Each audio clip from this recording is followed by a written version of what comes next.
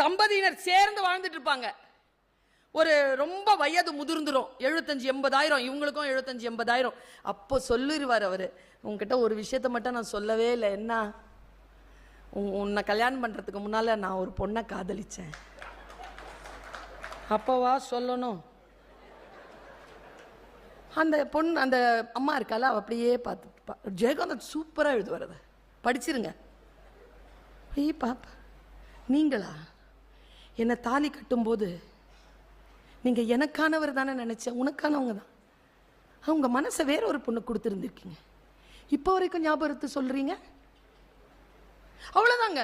அன்னியோட அவ பேச்ச நிறுத்திடுவாங்க. அவ சாப்பிடவே மாட்டா. 3 மாசம் தண்ணி ஆகாரம் கொடுத்து பார்ப்பாங்க. கடைசியா மரண படுக்கையில இருந்து அவ பக்கத்துல வந்து பத்மா பத்மான்னு தோ சொல்லுவாருங்க.